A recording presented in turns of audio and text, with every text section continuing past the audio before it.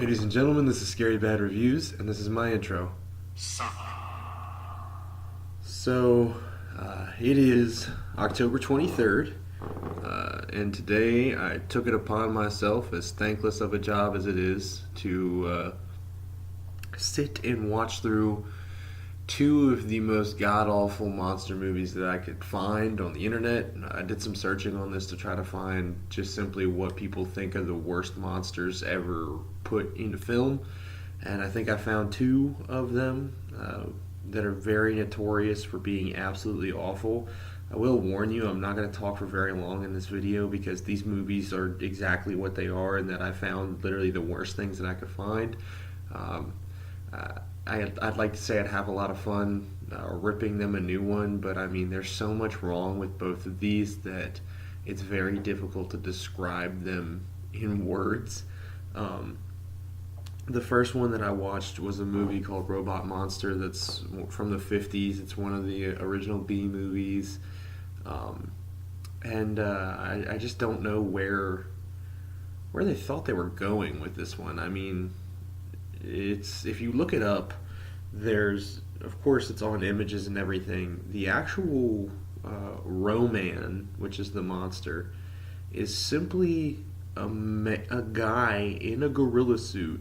Not even a menacing gorilla suit. I mean, like, this is a chunky, like, extra thick boy gorilla suit with a like spacesuit helmet on, and that's it.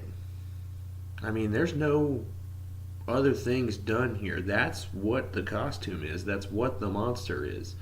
And he's supposed to be from an alien race that's trying to conquer all of the universes, and he makes contact with the great counselor or great guide or whatever they call him about taking over Earth, and he interacts with this family, and he starts caring about the family, so he doesn't want to blow up Earth anymore. And the whole thing is just I struggled. It was an hour and 5 minutes.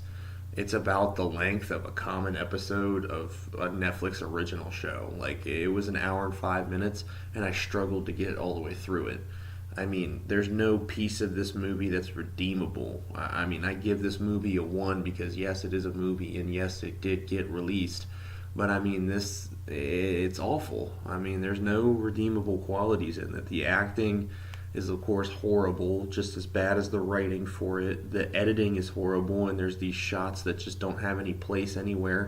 Anytime that he threatens to blow up the world, we just get clips of animals fighting, and it's super zoomed in to make them look gigantic to show that the outside world is being attacked. And we get a scene where they're supposed to be showing like an electrocution or like some kind of mind control, and all we get is just the negative of the film that they took. Somehow this monster's destructo device or communicator or whatever functions by producing bubbles. I mean, there's really just watching this. There's certain level of B movies that you can look past just how bad they are and kind of sit and enjoy the campiness of them and kind of laugh at them. But those movies are still tolerable. There's still aspects about those movies that are tolerable. But, I mean, in this one, there really just isn't anything. And that kind of segues into the other movie that I watched, which was the nice, beautiful, sleek title, streamlined title, Deathbed, the Bed That Eats People.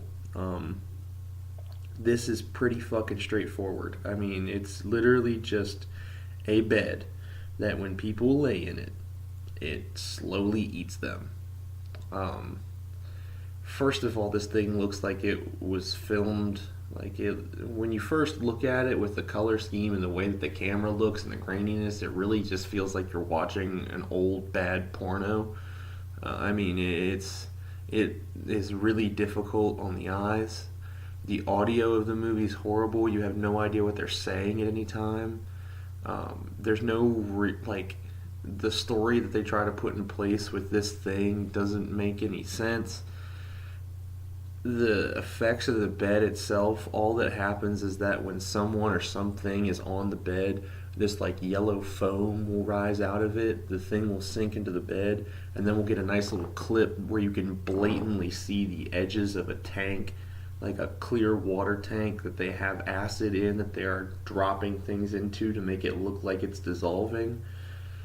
Um, Again, this is another movie where there's literally nothing redeemable about it. Like, I really got about 30 minutes into the movie and I found myself at a loss. And this was a full length, like, this was an hour and a half movie. I mean, this was one of the ones that really tested my dedication to some of these movies, because there are very bad movies that I've sat all the way through and watched all the way through. But this was one where, I mean, I almost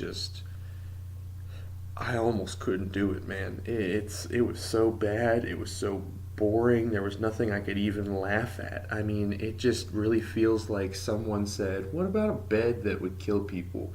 And there was no writing, no planning, no payments done. It was just a couple people with their handheld homemade video camera just going out into the house, adding whatever effects that they could, slapping it all together into this shitstorm of a movie, and just trying to release it to people. I mean, there's this fine line.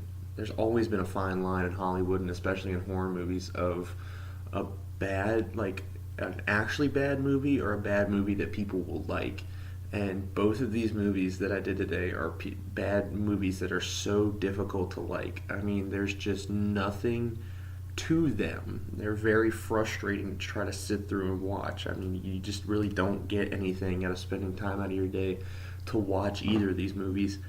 And I was extremely frustrated trying to sit there and get through Deathbed, the bed that eats people. I mean, there's got to be a point where you're writing something and you just realize, hey, this probably isn't going to work, and it's probably not going to look too good, probably not going to sound too good. People probably aren't going to like this. It's not going to make a lot of money.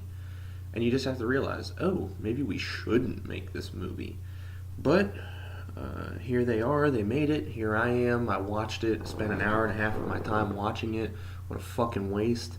And yeah, I mean, I guess that they did what they wanted to.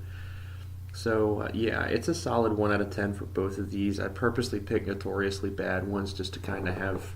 I thought it would be fun to be able to tear them apart, but I honestly can't even find fun in them in myself because of just how bad these were and how, like, honestly difficult it was to watch them. So, that's it for our worst doubleheader in history. Tomorrow I'm going to be doing another doubleheader. Yet another one. You guys get 3 doubleheaders in a row. And tomorrow is going to be something that I know for a fact. I've already watched one of these movies before, and I absolutely love them. It's going to be a full moon features doubleheader, and it's going to contain the Ginger Dead Man and Evil Bong full moon features. They just love to produce just absolute shit storms that you just cannot look away from. And they're definitely the ones who have kind of mastered the art of making a horrible movie that people are going to watch and love. Like, there's very little redeeming qualities, and yet everyone who watches it is like, man, these are actually pretty cool.